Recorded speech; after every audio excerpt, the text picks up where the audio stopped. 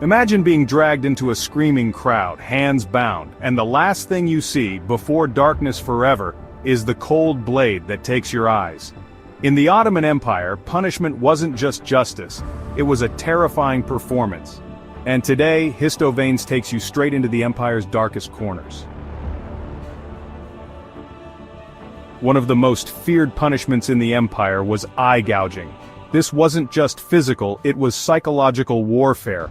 Those accused of betraying the empire were brought to central squares, bound to posts, and had their eyes painfully removed using searing hot instruments or sharpened blades. The idea? Strip them of sight, strip them of power. For many it was a fate worse than death. A message from the empire: see no evil, speak no treason. And finally, the most feared of all, impalement. A sharpened wooden stake would be forced through the victim, starting at the rectum and often exiting through the mouth or chest. This was not instant death. Victims could suffer for hours, sometimes days, hoisted high above the crowds. Though famously used by Vlad the Impaler, the Ottomans adopted this horrifying method to crush resistance and terrify regions into submission. Used in extreme cases, especially political betrayal or sexual crimes, emasculation meant removing a man's genitals. It was the empire's way of erasing a man's honor, masculinity, and legacy, cutting off not just flesh, but future generations. In a deeply patriarchal society, this was total destruction, physically and symbolically. Beheadings were common, quick, and terrifyingly symbolic. From political traitors to rebel leaders, one stroke of a sword often ended a man's legacy. One famous case was Sheikh Bedreddin, a mystic and former judge who dared to defy the Sultan.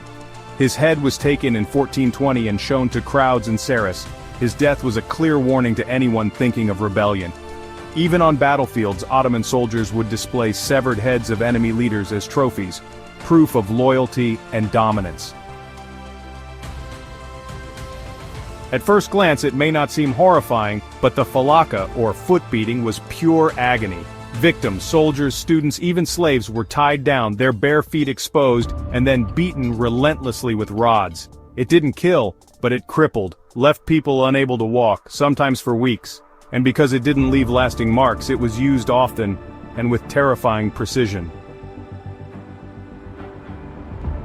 Hanging in the Ottoman Empire wasn't just punishment. It was a show. Thieves, murderers, and rebels were publicly hanged from poles or gallows, sometimes even with hooks driven through their ribs or backs. The bodies were left to swing, sometimes for days, sending a brutal message: break the law and this is your fate. Caught stealing? You didn't just lose your loot, you lost your hands. Amputations were public and merciless, with blades slicing off fingers or entire limbs. It served two purposes: punishment and public shaming. The sight of a man with a missing hand instantly told society he's a criminal, stay away. Every empire has blood on its hands, but the Ottomans turned punishment into a language, one that spoke louder than any law. These punishments weren't just tools of justice, they were tools of control, fear, and obedience.